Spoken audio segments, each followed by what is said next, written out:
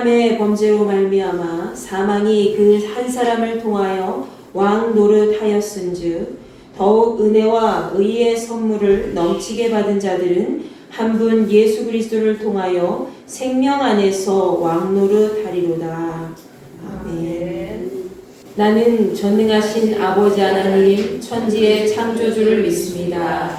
나는 그의 유일하신 아들 우리 주 예수 그리스도를 믿습니다. 그는 성령으로 잉태되어 동정녀 마리아에게서 나시고 본디오 빌라도에게 고난을 받아 십자가에 못 박혀 죽으시고 장사된 지 사흘 만에 죽은 자 가운데서 다시 살아나셨으며 하늘에 오르시어 전능하신 아버지 하나님 우편에 앉아 계시다가 거기로부터 살아있는 자와 죽은 자를 심판하러 오십니다. 나는 성령을 믿으며 거룩한 공교회와 성교의 교제와 죄를 용서받는 것과 몸의 부활과 영생을 믿습니다. 아멘. 자, 오늘 우리에게 주신 하나님 말씀이지요. 욥기서 1장 1절부터 3절까지의 말씀과 7장 1절부터 7절까지의 말씀을 우리가 함께 읽도록 하겠습니다.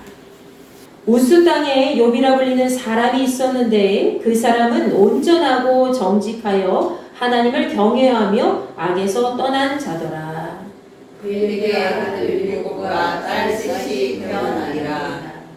그의 소유물은 양이 7,000마리요 낙타가 3,000마리요 소가 500결이요 암나귀가 500마리이며 종도 많이 있었으니 이 사람은 동방 사람 중에 가장 훌륭한 자라. 자, 그리고 욥기 7장 1절부터 7절까지의 말씀입니다. 이 땅에 사는 인생에게 힘든 노동이 있지 아니하겠느냐? 그의 날이 품꾼의 날과 같지 아니하겠느냐? 종은 저녁 그늘을 몹시 바라고 품꾼은 그의 삭슬을 기다리나니 이와 같이 내가 여러 달째 고통을 받으니 고달픈 밤이 내게 작정되었구나. 내가 눈을 떼며 말하기를 언제나 일어날까 언제나 밤이 갈까 하며 새벽까지 이리 뒤척 저리 뒤척 하는구나. 내 살에는 구더기와 흙덩이가 의복처럼 입혀졌고 내 피부는 굳어졌다가 터지는구나. 나의 날은 배틀의 북보다 빠르니 희망 없이 보내는구나. 내 생명이 한낮 바람 같음을 생각하옵소서. 나의 눈이 다시는 행복을 보지 못하리이다. 아멘. 자, 오늘은 고통의 시작과 한탄의 날이라는 제목으로 같이 말씀 나누고자 합니다. 제가 아까 교회 소식 때 말씀 전했듯이 지난주 수요일 제 날을 기점으로 해서 사순절이 시작이 되었습니다. 자, 오늘은 사순절 첫 번째 주일이죠. 그리고 우리 힌두교회의 27주년 창립 기념 주일입니다. 사순절 기간에 사실 교회 창립일을 맞이해서 여러분의 마음이 조금 어두워질 수도 있고 무거운 마음이 생길 수도 있지만 오히려 예수님의 순환을 기억하면서 그분의 은혜에 감사하는 창립기념일을 맞이해서 더욱 뜻깊은 날이라고 생각이 됩니다. 여러분, 기독교인들은 매해 사순절 기간에 예수께서 인류를 구원하시기 위해서 이 땅에 오신 것을 기념하면서 그분의 고난을 생각하면서 스스로 자기 신앙을 돌아보며 회개하는 시간을 갖습니다. 그러면서 부활절을 준비하는 기간으로 사순절을 보낸다는 거예요. 자, 우리 인도교회 성도들에게도 있어서 이 사순절의 의미 역시 단순히 이례적으로 그냥 지나는 그런 시간이 아니라 그동안의 죄를 여러분이 알게 모르게 지은 그런 죄까지도 낱낱이 다 회개하고 자기 자신을 스스로 근신하면서 영적으로 훈련하는 그런 소중한 시간으로 보내기를 바랍니다. 그래서 오늘부터 우리는 이 사순절 기간 6주 동안에 욥기서 말씀을 통해서 우리에게 주신 하나님의 은혜가 무엇인가 우리 함께 살펴보도록 하겠습니다. 자, 욥기서 1장 말씀에서는 욥이 어떤 사람인지 정확하게 기록되어 있지요. 자, 그는 우스 땅에 살고 있는 아주 부유한 계층의 사람으로 하나님을 전적으로 잘 신뢰하고 믿음을 잘 지키며 살고 있던 한 사람이었습니다.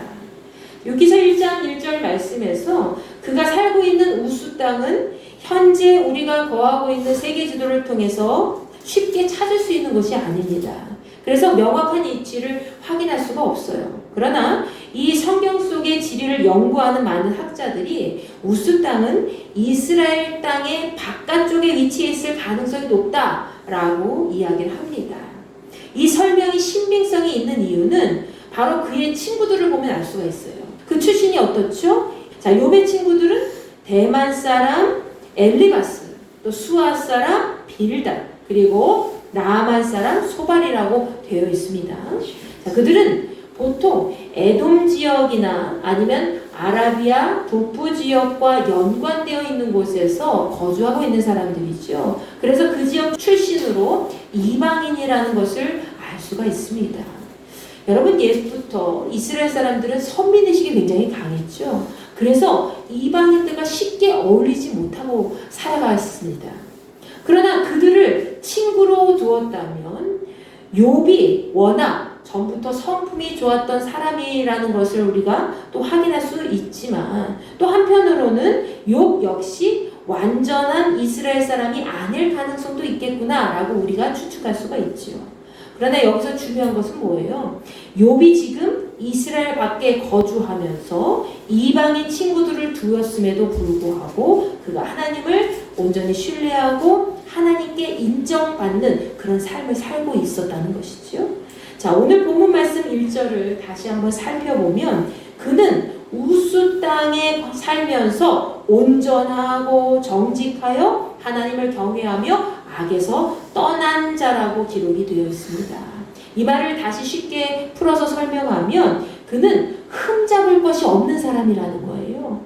흠잡을 것이 없을 정도로 하나님과 사람 앞에 아주 정직하고, 그리고 하나님을 두려워하는 마음을 품고 하나님을 잘 섬기면서 악을 멀리하는 그런 의인으로 살았다는 것이죠. 여러분, 세상 사람들 중에서 이렇게까지 칭찬을 받을 수 있는 사람이 과연 몇 명이나 될까요? 아마 많지 않을 겁니다. 그런데 욥은 그런 사람이었다는 거예요.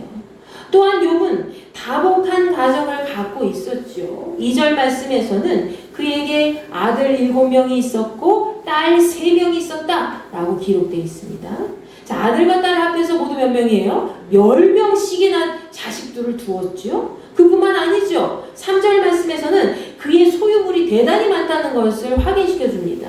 그는 양이 7,000마리나 되었고 낙타가 3,000마리나 있었고 소가 몇 결이 500결이나 된다 그랬어요. 이 한 결이는 한 쌍을 의미해요. 2마리라는 거예요. 그러니까 소가 500결이라는 것은 1,000마리가 있었다는 거예요. 그리고 암나귀가 500마리나 되었다라고 되어 있죠.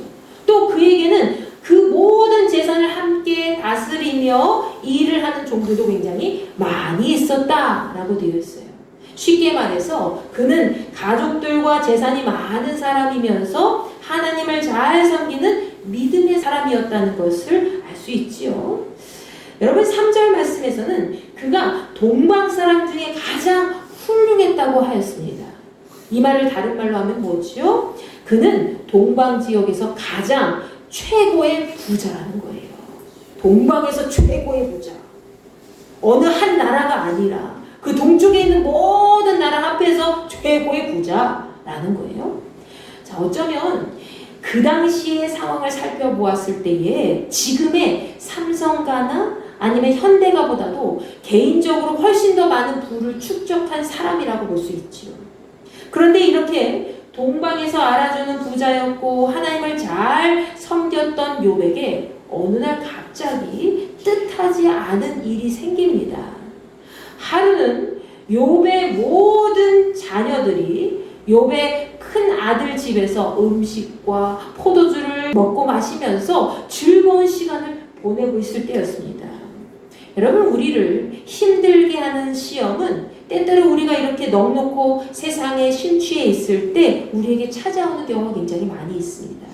자, 욥의 자녀들이 함께 화목한 시간을 보내면서 행복에 취해 있을 때에 일꾼 하나가 욥에게 다급하게 달려와서 말을 하는 거예요. 주인님, 우리가 소를 몰아서 밭을 갈고 나귀들은 그 옆에서 풀을 평화롭게 뜯고 있을 때에 갑자기 스바 사람이 와서 우리 가축들을 막 빼앗고 종들을 칼로 쳐서 죽였습니다. 그래서 저 혼자 겨우 살아서 주인님께 달려와서 말을 하는 겁니다. 라고 얘기하는 거죠. 가축들이 풀을 뜯어먹고 경작을 하는 평화로운 그런 시간에 거의 모든 종들이 거친 이방인의 습격을 받아서 죽고 욥의 모든 재산, 수많은 재산인 가축들을 모두 가져갔다는 그 소식은 적잖은 충격을 안겨주었을 겁니다. 그런데 이보다 더 큰 소식이 눈앞에 펼쳐지게 되지요. 첫 번째 소식이 다 끝나기도 전에 또 한 사람의 일꾼이 욥에게 달려왔습니다. 그 일꾼은 하늘에서 하나님의 불이 떨어져서 양떼와 목동들을 불살랐다 라고 되어 있어요. 그리고 자기 혼자만 겨우 살아남아서 욥에게 보고를 하는 것입니다 라고 얘기를 하죠. 그리고 그 말이 막 끝나기도 전에 또 한 사람이 찾아오는 거예요. 욥에게 이야기를 합니다. 주인님, 갈대아 사람들이 새 무리를 지어서 여기저기서 나타나서 갑자기 낙타떼에게 달려들어서 모두 끌어가고 그곳에 있는 종들을 칼로 다 쳐서 죽였습니다. 그리고 저 혼자만 겨우 살아남아서 이렇게 주인님께 보고를 합니다 라고 얘기를 하는 거죠. 자, 이제 무언가 다 끝난 것인가 싶더니 이 사람의 말이 끝나기도 전에 또 다른 사람이 찾아서 엄청난 소식을 전하는 거예요. 무슨 소식이었을까요? 그는 자기 주인인 욥의 아들과 딸이 모두 큰아들 집에서 음식을 나누어 먹으며 포도주를 먹고 마실 때에 갑자기 거친 들에서 광야에서 강풍이 불어서 그 집 4개의 모세를 다 쳐서 그 집을 무너뜨렸다는 것이죠. 그리고 그때 젊은 사람들이 모두 그 집더미에 깔려 죽었다고 알리게 됩니다. 그도 역시 저 혼자만 살아남았어요 라고 욥에게 그 소식을 전하는 거지요. 그렇게 욥은 한순간에 수많은 재산과 소중한 자식들을 다 잃어버리게 된 것이지요. 그는 그 모든 소식을 듣고 아마 움직일 수조차 없었을 겁니다. 그런 상황 속에서 욥은 일어나서 슬퍼하면서 자기 옷을 찢고 머리털을 다 빡빡 민 다음에 머리를 땅에 대고 엎드려서 예배하였다고 기록되어 있습니다. 여러분이 가장 힘든 순간 가장 먼저 찾는 분은 누구입니까? 우리 믿음의 사람들이라면 하나님을 가장 먼저 찾잖아요. 하나님, 나에게 왜 이런 일이 생기죠? 어떻게 된 거죠? 하면서 그렇게 절망하는 마음을 가지고 고통스러운 마음을 가지고 울부짖지 않습니까? 믿음의 사람은 가장 절망적인 순간에 주님을 먼저 찾게 되어 있습니다. 그게 굉장히 자연스러운 현상이죠. 욥도 그랬다는 거예요. 그는 아무 말도 할 수 없을 텐데도 불구하고 이렇게 하나님을 찬양하였습니다. 내가 모태에서 빈손으로 태어났는데 죽을 때에도 빈손으로 돌아갈 겁니다.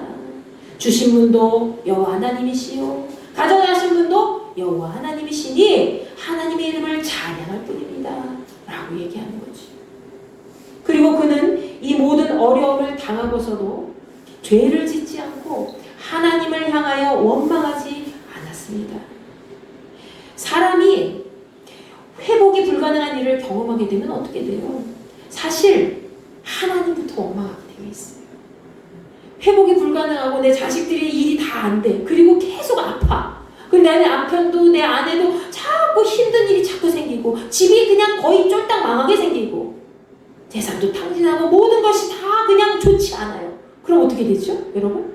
한탄하면서 아유 하나님 하면서 하나님 원망하게 되잖아요. 하나님 왜 나한테 왜 이러시는 거예요? 도대체 하나님 살아계신 분 맞아요? 나 하나님 앞에 열심히 봉사하고 섬겼는데 이게 도대체 뭡니까? 라고 하지 않겠습니까? 그런데 욥은 자기 입을 더럽히지 않았다는 거예요. 동방에서 제일 부자였지만 부를 자랑 삼아 살지 않고 오직 하나님을 의지했던 이 욥이었기에 그에게 닥친 이 시련이 이해할 수 없었을 겁니다. 전혀 이해할 수 없었겠죠. 그럼에도 그는 그가 의지하고 섬기던 하나님을 절대로 원망하지 않았습니다. 여기서 그의 믿음이 얼마나 깊었는지 우리가 잘 알 수가 있지요. 우리가 욥이었다면 어땠을까요? 욥의 상황처럼 여러분 가정이 그냥 다 재산이 다 몰수되고 나쁜 놈들한테 다 빼앗기고 그리고 지금까지 고생한 모든 것이 다 헛수고로 돌아가면서 자식들까지 다 죽었어요. 어땠을 것 같아요? 여러분의 마음이. 아휴, 내가 살아서 뭐하나. 당장 목숨을 끊으려고 하지 않겠어요? 스스로 자기 자신의 신앙을 돌아보면서 여러분도 생각해 보시기 바랍니다. 이러한 상황 속에서 욥기 2장 말씀에서는 여호와 하나님과 사탄의 대화가 등장합니다. 자, 하나님께서는 사탄에게 마치 자랑 삼아서 자기 자식을 자랑하는 것처럼 욥을 칭찬하시죠. 너는 내 종 욥을 잘 살펴보았느냐? 이 세상에 그 사람만큼 흠이 없고 정직하고 그렇게 하나님을 경외하면서 악에서 떠난 사람이 없다. 내가 나를 부추겨서 아무 이유 없이 그를 해치려고 했지만 그는 여전히 자기 온전함을 굳게 지키지 아니하였느냐? 라고 하나님이 욥을 너무 사랑스러운 거예요. 그러자 사탄이 뭐라고 합니까? 하나님께 이렇게 대답하면서 제안을 하는 거죠. 사람이 자기 생명을 지키는 일이라면 자기가 가진 모든 것을 버립니다. 이제 주께서 손을 들어서 그의 뼈와 살을 치시면 그는 당장 주님 앞에서 주님을 욕하고 저주할 겁니다. 라고 얘기해요. 이에 하나님께서는 사탄에게 욥을 맡긴다 라고 얘기하신 거예요. 욥을 사탄의 손에 맡긴다고 말씀하시면서 그의 생명만큼은 건드리지 말라고 명령하십니다. 자, 사탄과 거래하시면서 시험을 허락하셨지만 여기서도 여전히 욥을 사랑하시고 믿으시는 하나님의 사랑을 느낄 수가 있지요. 자, 이제 욥은 어떻게 될까요? 재산과 자녀들까지 다 잃었는데 또 무엇을 더 잃을 것이 있겠어요? 자, 사탄은 하나님의 시험 허락이 떨어지자마자 어떻게 했을까요? 욥을 쳐서 욥의 발끝에서부터 머리 끝까지 온몸에 종기가 나도록 했습니다. 이것은 사탄이 욥에게 강력한 질병을 준 것이지요. 자, 욥은 사탄이 준 피부병으로 인해서 괴로움에 견딜 수가 없는 거예요. 힘든 시간을 계속 보냈습니다. 그가 잿더미에 앉아서 질그릇 조각을 가져다가 몸을 긁고 있을 때, 기관 조각으로 막 몸을 긁고 있을 때 이 모습을 보고 있던 그의 아내가 와서 뭐라고 했을까요? 그래도 당신이 이 신앙을 지킬 거야? 차라리 하나님을 저주하고 죽어! 하나님과 욥을 계속 원망한 거예요. 사실 욥의 아내 입장에서는 이럴 수 있어요. 한순간에 그냥 자식도 잃어버리고 재산도 다 없어진 거 아니에요. 얼마나 마음이 그냥 상심이 크겠어요. 욥까지 그렇게 고통스러운 질병까지 걸렸으니 그렇게 화나면서 말한 게 당연하죠. 근데 욥이 아내의 말을 들었을 때 얼마나 가슴이 아팠겠습니까? 그러나 욥은 아내의 원망과 분노의 말을 듣고 그녀의 아내가 어리석은 여자들 같다고 그렇게 이야기를 하지요. 그러면서 우리가 하나님께 복을 받았으니 재앙도 받지 못하겠소! 라고 얘기하면서 그의 입술로 범죄하지 않았습니다. 여기서 욥의 진짜 신앙인의 모습이 드러나지 않습니까? 뜻하지 못한 고통에 휘말려도 주님을 향한 믿음으로 가는 사람은 세상 사람들과 같이 하늘을 향하여 원망하거나 불평부터 늘어나는 말부터 시작하지 말아야 할 것입니다. 우리가 분노와 원망, 불평의 씨앗을 입술로부터 뿌리기 시작할 때 어떻게 될까요? 그 씨앗의 열매가 다시 우리에게 돌아온다는 거예요. 뭐처럼? 부메랑처럼. 여러분이 막 누구를 저주하고 욕하고 그러잖아요. 그럼 나중에 여러분에게 그 불평, 원망의 씨앗, 그런 열매, 그 씨앗이 다 자라서 열매로 돼서 나에게 돌아온다는 거예요.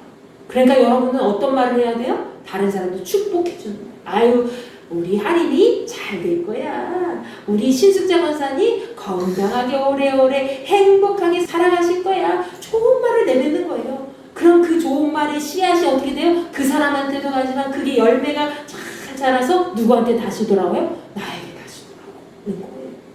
그러니까 우리는 항상 좋은 말, 하나님이 기뻐하시는 말만 해야 될 줄로 믿습니다. 여러분, 욥이 재앙을 입은 소식은 그의 이방인 친구들에게까지 들리게 되었습니다. 그리고 그들은 하나같이 욥을 위로하기 위해서 자신이 사는 곳에서부터 욥이 있는 곳까지 한달음에 달려오게 되지요. 좋은 친구들 같아요. 이 말씀만 보면. 그들은 욥의 고통이 너무 커 보여서 욥과 7일 밤낮을 일주일 동안 밤낮을 함께 앉아 있었다고 되어 있죠. 그러면서 단 한마디도 하지 못했다고 합니다. 여러분, 사람이 마주하는 현실의 무게가 너무 크고 고통이 심각하면 그 주변에서 쉽게 말을 할 수가 없어요. 여러분 주변에서 누군가가 고통을 심하게 당하고 있으면 어떤 말을 하겠어요? 어떤 말도 통하지는 않아요. 그 말 한마디도 위로가 되지 않습니다. 때로는 100마디 말보다 하나의 진실한 행동이 더 나을 때도 있지요. 욥의 친구들이 이렇게 끝까지 욥과 함께 일주일 동안 조용히 욥의 마음을 들여다보면서 함께 기도해 주었다면 참 좋았을 텐데 그들은 그렇게 하지 못했지요. 욥기서 3장 말씀에서 욥은 자기 생애를 막 저주하면서 차라리 세상 밖으로 태어나지 않았더라면 어머니가 출산하실 때 죽었다면 참 좋았을 텐데 라고 막 본인의 삶을 저주하면서 이야기를 합니다. 욥이 드디어 멀리서 자신을 위해서 와준 친구들에게 자신의 고통을 막 드러내면서 자기가 세상에 나오지 않았어야 했다고 하소연을 한 것이지요.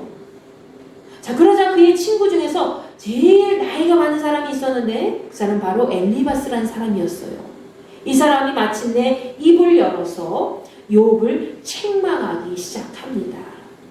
여기서 4장 6절부터 7절까지의 말씀을 보면 엘리바스는 욥이 스스로 범죄하기 때문에 재앙의 고통을 당하는 것이라고 변론을 제기하죠.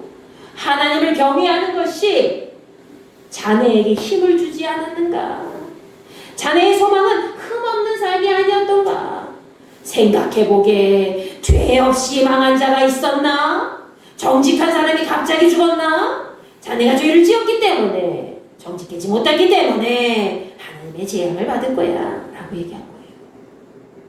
내가 자네라면 하나님을 먼저 찾고 내 문제를 하나님께 맡기겠네 라고 전하면서 욥에게 자신이 생각한 해결책을 막 늘어놓으면서 욥에게 숨은 죄를 인정하고 하나님께 용서를 구하고 하나님 앞에 나아가라고 욥의 마음에 상처를 입혔습니다. 엘리바스가 이야기한 중심은 어디에 있는 거예요? 그는 지금 욥이 받은 그 재앙이 하나님께서 죄인에게 내리시는 징계라고만 생각을 한 거예요. 근데 실제로 그렇습니까, 여러분? 아니잖아요. 욥은 실제로 죄인으로 인해서 징계를 받은 것이 아닙니다. 설사 그가 죄인의 입장에 있다 할지라도 욥의 친구들이라면 어떻게 해야 돼요? 최소한 욥의 입장에서 생각해보고 그의 고통을 바라보면서 욥을 위해서 기도하며 묵묵히 그의 곁을 지켜줄 수도 있었잖아요. 근데 엘리바스라는 사람은 그렇게 하지 않았다는 거죠. 엘리바스는 네가 죄가 있어서 그런 거야. 숨겨진 죄가 있다면 하나님께 회개해. 네가 잘못해서 그런 거야. 징계받은 거야. 벌 받은 거야. 하나님께 벌 받았네 라고 한 거예요. 욥의 마음이 얼마나 상했을까요? 만약 여러분에게 이런 친구가 있다면 상황이 어떻더라도 아마 두 번 다시 만나고 싶지 않을 겁니다. 상처를 후벼파고 그 안에다가 소금을 뿌리는 말을 한 거잖아요. 자, 고통당하는 욥 앞에서 충고를 하면서 변론을 늘어놓는 엘리바스를 향해서 욥은 실망한 나머지 욥기 6장 14절 말씀에서 고통당하는 친구가 비록 하나님을 경외하지 못하더라도 친구로부터 동정을 받는다고 이렇게 전하죠. 이 말씀은 다시 이야기하면 낙심한 친구를 동정하지 않는 것은 하나님을 무시하는 것이다 라고 언급을 한 겁니다. 그리고 그는 믿고 의지했던 친구의 말에 상처받은 마음을 솔직하게 표현하지요. 너희는 이제 나한테 아무것도 아니야. 친구도 아니라는 거예요. 너희가 두려운 일을 보고 겁이 나서 나를 멀리하는구나. 내가 언제 너희에게 무엇을 달라고 한 적이 있느냐? 내가 너희 재물로 나를 위해서 뇌물을 주라고 부탁을 한 적이 있느냐? 나 너희에게 아무것도 요구한 적도 없어. 그런데 왜 나한테 이런 말을 하는 거야? 라고 욥이 하는 거예요. 내가 언제 너희 너희에게 원수나 폭군의 손에서 나를 구해달라고 그렇게 사정한 적이 있느냐? 나를 가르치고 내 잘못이 무엇인지 알게 하라. 그러면 내가 조용히 있겠다. 입 닫고 침묵하겠다. 라고 얘기를 합니다. 격려 한마디도 하지 않은 친구에게 욥은 그 친구의 말이 옳은 말이 오히려 고통스럽다고 말하면서 친구들의 책망이 어디에 근거한 것인지 이야기를 하죠. 여러분이라면 어떻게 하겠습니까? 죽을 만큼 고통스러운 그런 친구에게 그 즉시 충고까지 하면서 자기 주장을 펼치는 것이 과연 옳은 것일까요? 만약에 그 여러분이 옳은 행동을 하고 그렇게 진리 안에서 사는 사람들이라도 함부로 그렇게 얘기할 수는 없지요.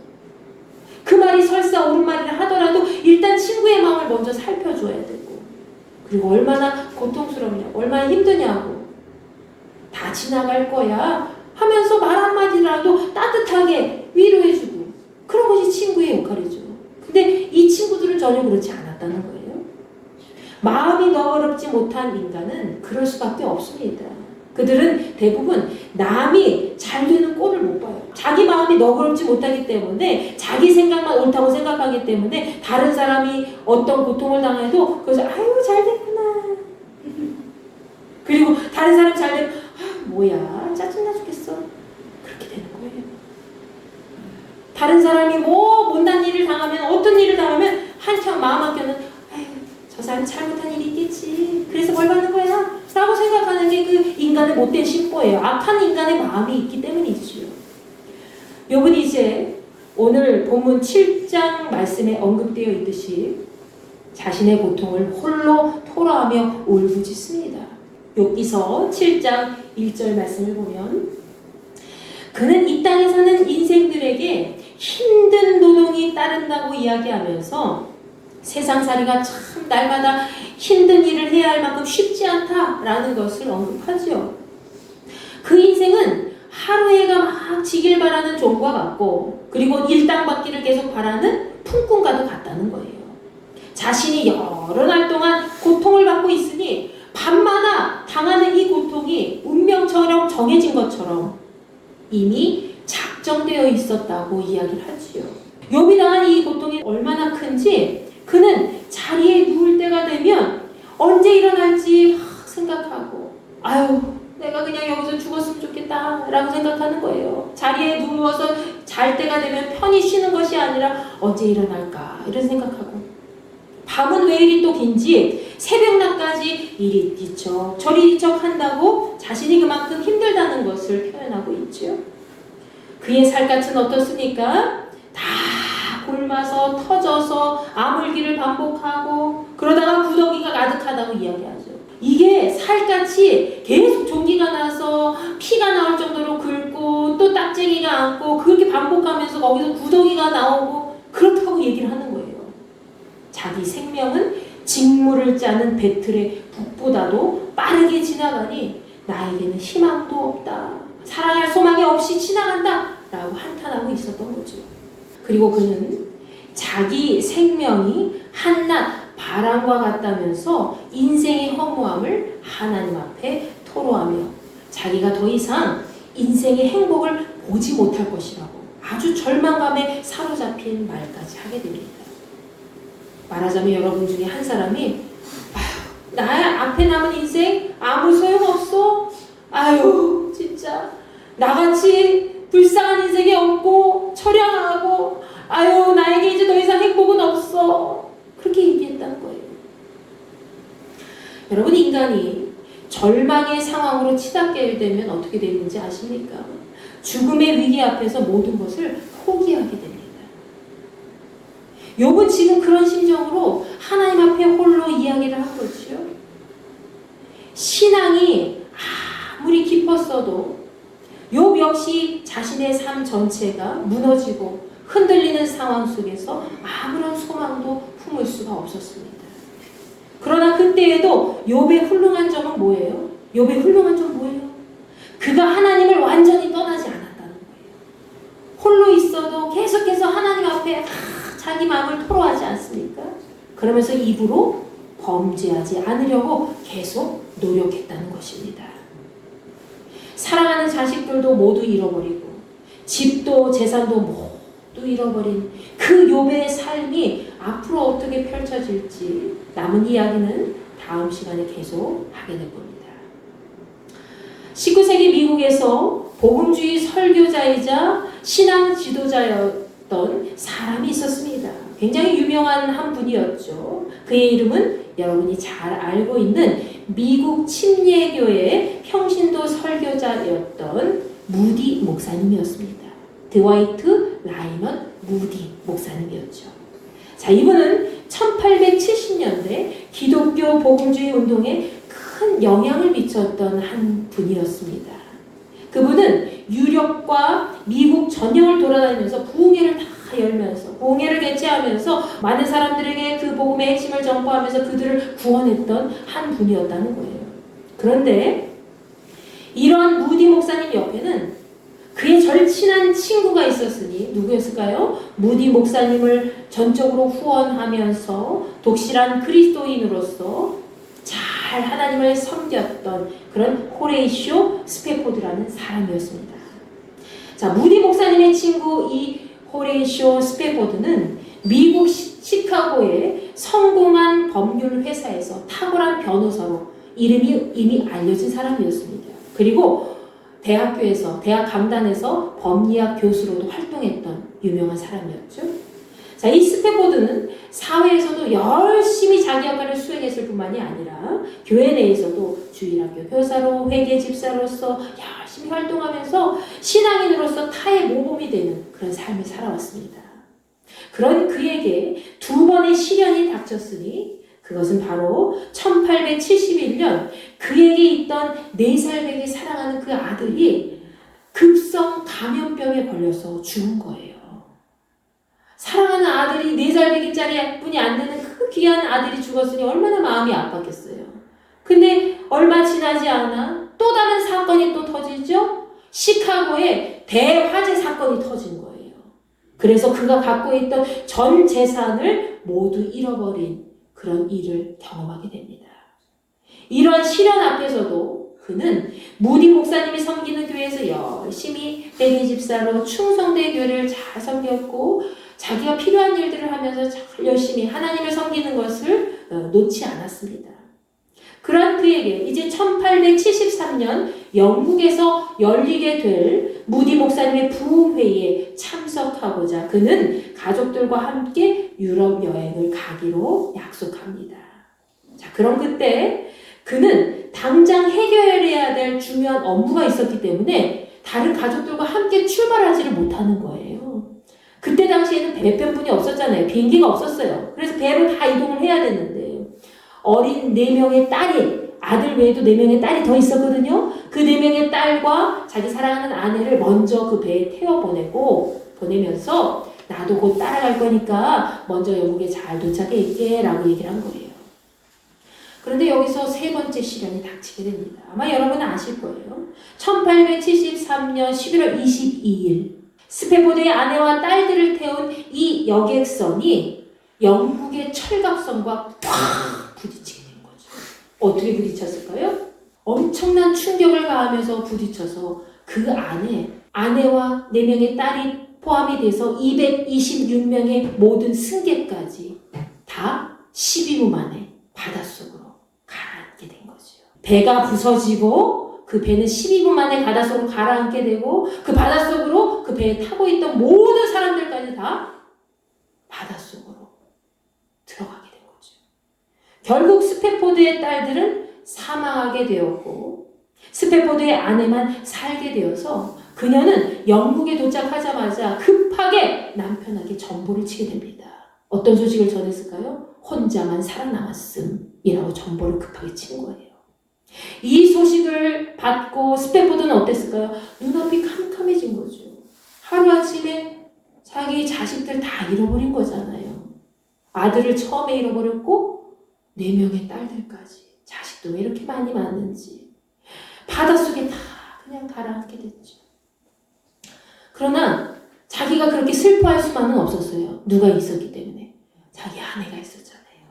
눈앞에서 자기 딸들이 죽어가는 모습을 다 바라보면서 자기가 겨우 살아남았잖아. 이 아내에게 얼마나 공포가 있었겠어요. 얼마나 큰 슬픔이 있었겠습니까.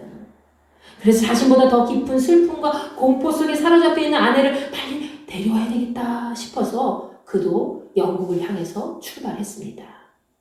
며칠 후에 그가 탄 여객선이 사랑하는 내 딸이 죽은 그 바다 위를 막 지나가고 있었어요. 여기서 죽었구나 라는 것을 알면서 갑자기 참을 수 없는 고통과 슬픔이 막 이 사람을 짓누르는 거죠. 그는 깊은 절망하게 탄식하면서 비통한 마음으로 밤새도록 하나님 앞에 부르짖어 기도했습니다. 하나님 나한테 왜 이러시는 거예요? 하나님 어떻게 이런 일이 있을 수 있습니까? 나 열심히 신앙생활하면서 하나님 잘 섬겼는데 나에게 왜 이런 시련이 닥칩니까? 하면서 막 울부짖으면서 기도하면서 밤에 한숨도 못 자고 그렇게 기도할 때 그렇게 참을 수 없는 슬픔과 고통에 가슴을 치면서 울부짖을 때에 갑자기 어느 순간에 그의 마음에 따스하고 깊은 위로와 평안이 찾아오는 거예요. 누가 만져주셨을까요? 하나님이 만져주신 거죠. 그것은 어떤 사람도 위로할 수 없는 참 평안이었습니다. 그는 그 즉시 주님이 주신 그 영감을 가지고 시를 써내려가기 시작한 거죠. 그 시가 바로 우리가 잘 알고 있는 413자 내 평생에 가는 길이라는 찬송가의 가사입니다. 그 가사가 처음에 어떻게 시작하죠? 내 평생에 가는 길 순탄하여 늘 잔잔한 강 같든지 때로는 큰 풍파로 무섭고 어렵든지 나의 영혼은 어떻다? 늘 평안하다. 내 영혼 평안해 라고 하잖아요. 스페포드 부부는 하나님의 진정한 위로하심과 평안에 다시 한번 기운을 차리게 됩니다. 그리고 1881년에 이스라엘 예루살렘 땅으로 가게 돼요. 그리고 그곳에서 남은 삶을 보내게 되는데 그곳에 살고 있는 유대인들과 또 모슬림인들을 섬기면서 예수님의 사랑을 전하면서 그렇게 평생을 살게 되죠. 여러분, 스페포드가 겪었던 3번의 시련은 아마 오늘 말씀 속에 등장하는 욥의 시련과 같이 인간의 힘으로는 도저히 견딜 수 없는 것이었을 겁니다. 그럼에도 그는 힘없이 고통스러운 마음을 하나님을 찬양하는 마음으로 승화시켜서 하나님의 평안으로 위로를 받은 거죠. 깊은 절망 속에서 다시 일어날 수 있는 힘은 오직 하나님의 위로하심과 평안뿐인 줄 여러분 믿으시기 바랍니다. 어느 누구나 욥과 같이 또 스페포드와 같이 죽을 것 같은 그런 고통을 겪을 수가 있어요. 세상 사람들은 아유 교회 다니면 뭐가 문제가 다 해결되나? 뭐 이렇게 생각하고 그렇게 생각하면서 얘기를 하잖아요. 근데 교회 다녀도 열심히 신앙생활을 해도 헌신적으로 막 봉사를 해도 세상 사람들이 겪어보지 못한 그 고통을 오히려 더 많이 겪을 수가 있고 힘든 나날을 보낼 수가 있다는 거예요. 그러나 그렇게 인간의 머리로는 이해할 수 없는 그런 고통의 현실 앞에서도 우리는 기억해야 할 줄로 믿습니다.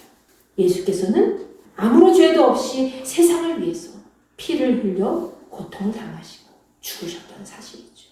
누구를 위해서? 우리를 위해서. 그리고 악한 인간들을 영원히 죽지 않도록 하기 위해서 죄인들을 살려주시기 위해서 하나님께서는 하나님뿐인 그 사랑하는 아들 독생자를 죽게 하셨다는 것이죠. 예수께서 인간의 몸을 입고 완전한 고통과 절망의 늪을 거치셨기 때문에 그 아들을 위해서 깊이 우셨던 하나님만이 그 누구보다도 우리의 삶 속에서 일어나는 이해할 수 없는 그런 고통의 현실을 잘 아시고 그 고통의 부르짖음에 귀를 기울이시고 우리의 삶 속에 응답해 주실 줄로 믿습니다. 그리고 그분만이 우리의 삶 속에 우리가 구렁텅이에 빠져있는 그런 삶을 살고 있어도 그분만이 우리의 삶 속에 참 평안과 위로를 주시는 줄 여러분 마음속에 새기시기 바랍니다.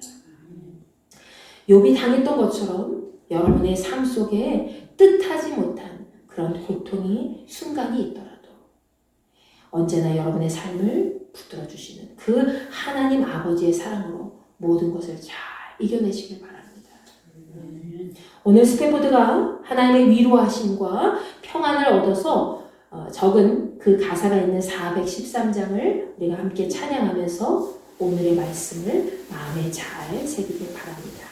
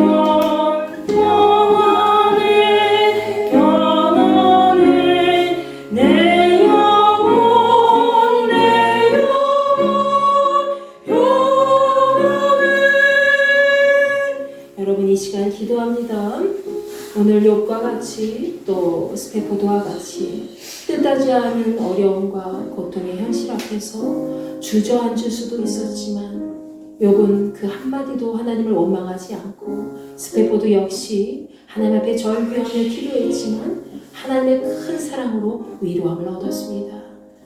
여러분의 삶 속에 큰 고통의 절망이 여러분을 짓누를지라도 여러분을 오직 하나님의 평강으로 위로하실 분은 주님밖에 없다는 것을 다시 한번 마음에 새기시기 바랍니다.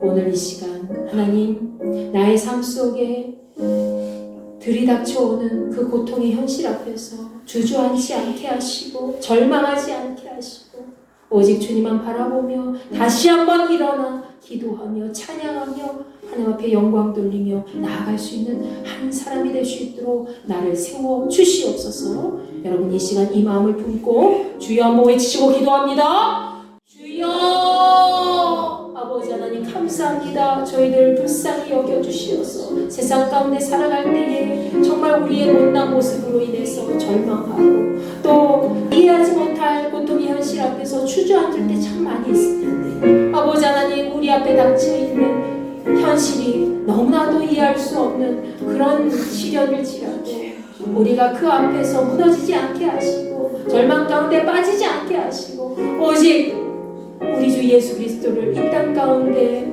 보내주셔서 우리의 영혼을 구원하시고 하나님의 은혜를 다시 체험하게 하신 그 하나님의 깊은 사랑을 다시 한번 마음에 새기며 하나님의 온전한 위로하심과 평안이 날마다 떠나지 않도록 우리와 함께하여 주시옵소서. 우리 이제 사순절 6주 동안에 저희들 마음에 작정하고 기도하기를 멈추지 않고자 합니다. 우리의 삶을 주관하여 주시어서 언제나 하나님의 말씀 가운데 힘을 얻고 나아갈 수 있게 도와주시고 한 생명도 연약해지지 않고 주님 앞에 강건한 모습으로 하나님의 평안을 날마다 많은 사람들에게 전하며 드러낼 수 있는 삶이 될 수 있도록 인도하여 주시옵소서. 세상 사람들은 사람으로부터 위로를 받고자 하고 또 책으로 위로를 받고자 하고 어떤 영상이나 또한 자기의 명상을 통해서 위로를 받고자 하지만 하나님 우리는 다릅니다. 우리 그리스도인들은 오직 하나님의 위로하심을 통해서 다시 살고자 하오니 우리의 삶 속에 임재하여 주시옵소서. 하나님의 평강과 위로하심을 떠나지 않게 하시고 언제나 하나님의 말씀 가운데 고통의 현실을 마주하고 든든히 이겨낼 수 있는 삶이 될 수 있도록 이끌어 주시옵소서. 우리 한 사람 한 사람 우리 인도교회 모두 세워주셨사오니 오늘 창립기념주일을 맞이하여 우리가 한 몸과 마음을 가지고 함께 연합하여 화목하고 경건한 시간 갖고자 합니다. 우리의 삶을 주관하여 주시어서 우리 인도교회 남은 시간 동안에 그 역사 속에서 날마다 주 예수 그리스도를 온전히 빛내는 교회로 승리할 수 있게 도와주시고 우리 인도교회 각 지체마다 하나님의 평강이 떠나지 않는 복된 삶이 지속될 수 있도록 은혜를 베풀어 주시옵소서. 우리의 삶을 주님께 의탁합니다. 하나님만이 저희들을 주관하여 주시고 이끌어 주실 줄로 믿사오니 우리의 삶 가운데 역사하여 주시고 하나님의 말씀 가운데 날마다 승리하며 나아갈 수 있도록 우리의 삶을 주관하여 주시옵소서. 언제나 함께하여 주실 줄로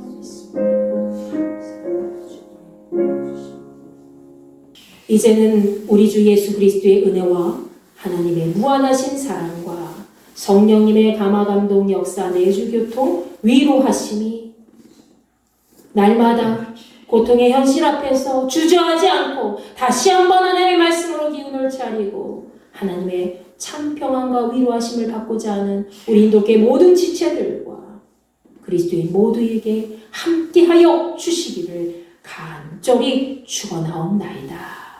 아멘.